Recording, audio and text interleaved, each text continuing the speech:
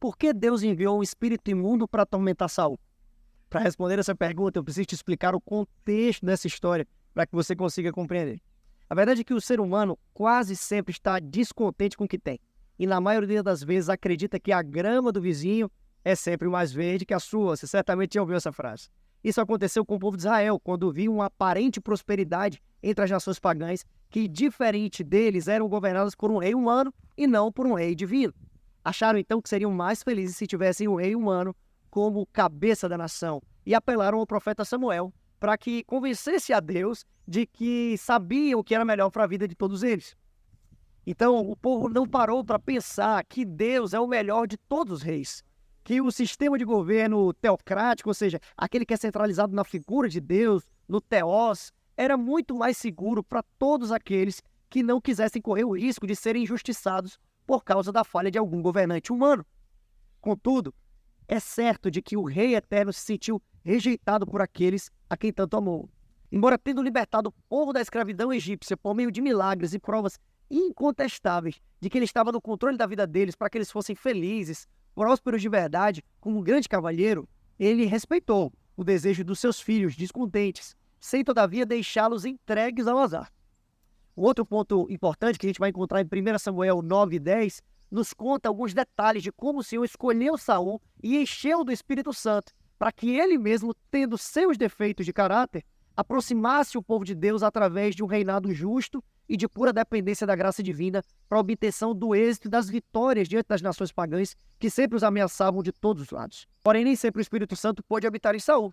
A Bíblia diz que depois de ele ter se rebelado abertamente contra Deus, sem buscar um arrependimento sincero, a terceira pessoa da divindade o abandonou, por ele ter ido tão longe no pecado que não mais poderia ouvir a voz de Deus a falar-lhe na consciência aquilo que ele deveria pensar ou mudar, não é? O que chama a atenção e que motiva essa resposta é a declaração bíblica de que após o Espírito Santo ter abandonado o perverso rei Saul, o espírito maligno, vindo da parte do Senhor, o atormentava. Como pode a mesma Bíblia dizer que o Criador envia espíritos maus para atormentar pessoas rebeldes, sendo que ao mesmo tempo, em Tiago, capítulo 1, verso 13 e 17, a palavra de Deus declara que Deus não pode ser tentado pelo mal e ninguém tenta, e que toda boa dádiva e todo dom perfeito vem do alto, descendente do Pai das luzes.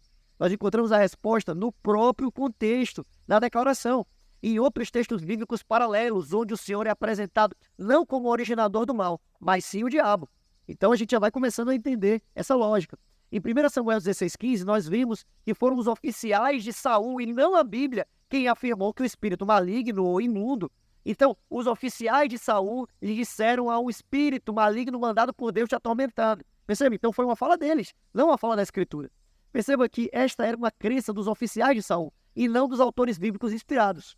Samuel está simplesmente registrando uma opinião corrente naqueles dias, de que Deus era o responsável por tudo o que acontecia no mundo.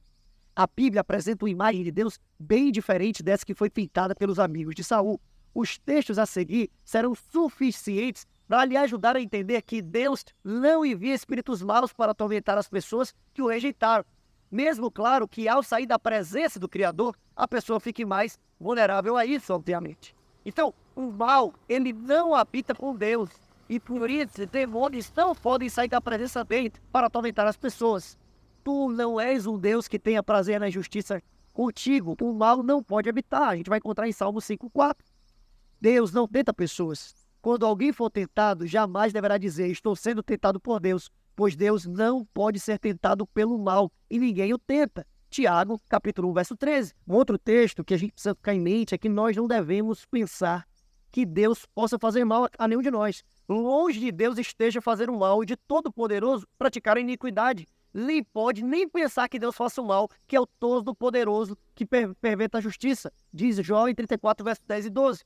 Desse modo, lendo 1 Samuel 16,15 e analisando os textos paralelos que mostram não ser possível Deus fazer o mal, nós concluímos que 1 Samuel 16,14 expressa a opinião das pessoas daquela época a respeito da atuação de Deus na vida de Saul.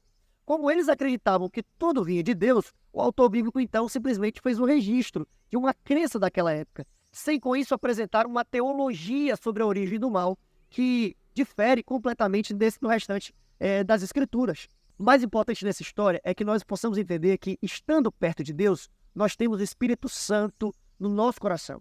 Mas a partir do momento que nos afastamos dele, nós ficamos susceptíveis à presença em nossa vida de algo que não é do Senhor, algo que é mal. Se você hoje escolhe estar do lado de Deus, que você escolha tomar então as melhores decisões, cercar-se apenas de coisas que te coloquem perto do Eterno. Leia a sua Bíblia constantemente, escute músicas que te aproximem dele, leia livros que te ensinem sobre ele, enfim, faça o que for possível e impossível para encher o seu coração da presença de Deus, sua maior proteção contra os ataques do inimigo. Se você quer estar cheio de Deus no dia de hoje, escreva "Eu quero" aqui nos comentários e se inscreva no nosso canal para que você veja mais conteúdos, mais respostas para dúvidas bíblicas como essa. Valeu!